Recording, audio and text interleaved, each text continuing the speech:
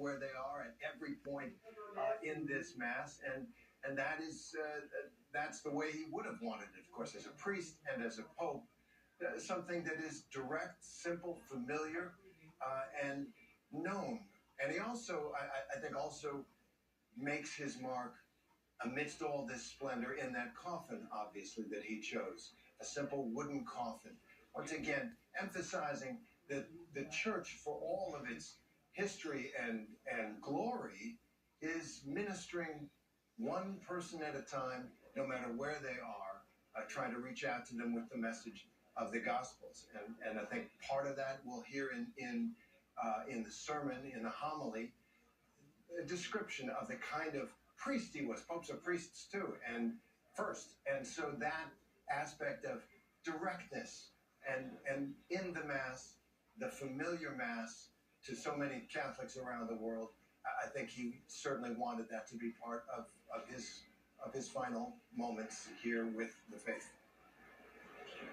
You know, you talk about the coffin, Terry, and historically, they sort of have the nested coffin, three of them, in fact, for popes in the past. He wanted one, a simple wooden coffin lined in zinc. And that dramatic moment that we witnessed just before we came on the air last night here, the closing of the coffin, the placing of the deed, if you will, inside the coffin. They then nailed the top of the coffin closed. And Father Martin, one of the things they put into the coffin is sort of a record, if you will, of not only his life, but his service, his role within the Catholic Church. Yeah, it's called a rogito, which is basically, as you said, a record of his service, just a few basic accomplishments that he did, very simple. I think it's wonderful that he's being buried in St. Mary Major.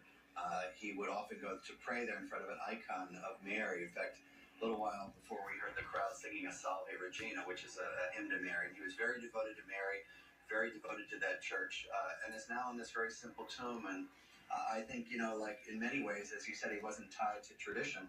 By tradition, popes are buried here at St. Peter's Basilica, but that's okay for him not to be buried there. We're looking at live pictures here. You can see President Trump arriving for the funeral here at the Vatican, along with First Lady Melania Trump, French President Emmanuel Macron right there as well. Bridget Macron with him, as expected. We saw former President Biden here moments ago as well. As I mentioned, a devout Catholic, he often talked about his faith, and he served as president as well. And as we look at these pictures, James Longman, you're right off the square there. I just want to remind people at home watching back in the States that this is a Mass being conducted outside, right in St. Peter's Square, under really a glorious blue sky. It is a stunning